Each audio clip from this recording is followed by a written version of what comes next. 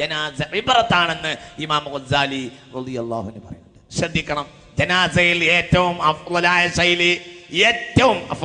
ശൈലി മാ കാന അലൈഹി സലഫ് സ്വാലിഹീങ്ങൾ ചെയ്തിരുന്ന ഏറ്റവും പ്രധാനപ്പെട്ട ശൈലി മിണ്ടാതെ പോവുകയും ആഖിറത്തിനെയും റബ്ബിനെയും അവന്റെ അദാബ് റഹ്മത്തിനെയും ചിന്തിച്ചു പോവുകയും ചെയ്യലാ. മിണ്ടാതെ പോകൽ മാ കാന അലൈഹി സലഫു, ഇതാണ് ഏറ്റവും അഫ്ളൽ.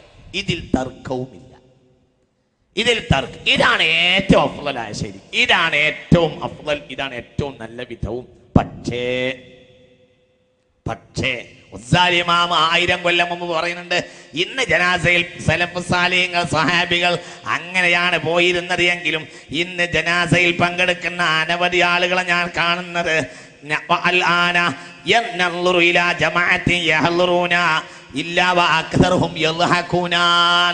ഇന്ന് അധികരിച്ച ആളുകളും പോണ ചിരിച്ചിട്ടാണ് ഞാൻ കാണുന്നുണ്ട്.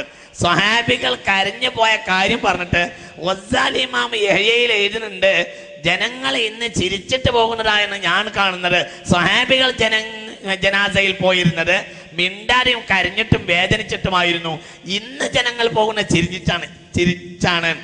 ഇത് എഴുതി വെക്കുന്നത് ഗസാലി ഇമാം റളിയല്ലാഹു അൻഹു ഹിജ്റ 6-ാം നൂറ്റാണ്ടിലാണ്. 6-ാം നൂറ്റാണ്ടുകാരനാണ് ബഹുമാനപ്പെട്ട ഇമാം ഗസാലി റളിയല്ലാഹു അൻഹു. ഏകദേശം 8-9 നൂറ്റാണ്ടുകൾക്ക് മുമ്പാണ് ഇമാം ഗസാലി റളിയല്ലാഹു അൻഹു. അന്ന് വരെ ആളുകൾ ചിരിച്ചു പോകുന്ന അവസ്ഥയാണ് എങ്കിൽ ഇന്നത്തെ കാര്യം പറയണ്ട. വളരെ ചിന്തിക്കണം. ഏറ്റവും അഫ്ളലായ ശൈലി മാ കാന അലൈഹി സലഫ് ചെയ്തിരുന്ന ഏറ്റവും പ്രധാനപ്പെട്ട ശൈലി അങ്ങനെയായിരുന്നു.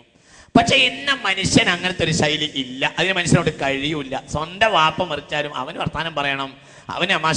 അപ്പൊ സഹോദരങ്ങളെ, സ്വഹാബത്ത് പോയത് മിണ്ടാതെ കരഞ്ഞിട്ടാ പോയത്.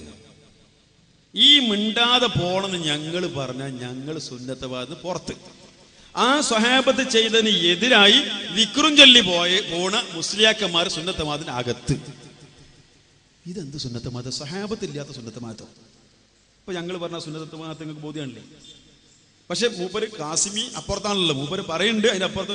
പക്ഷെ ഇന്ന് ആൾക്കാർ ചിരിച്ചും കളിച്ചൊക്കെ പോണത്. അതുകൊണ്ട് ഒരാളിങ്ങനെ വിളിച്ചു കൊടുത്താൽ കുഴപ്പമില്ല, ബാക്കിയുള്ളവർ ഏറ്റില്ല, കുഴപ്പമില്ല, അത് മൂപ്പര വകയാണ്.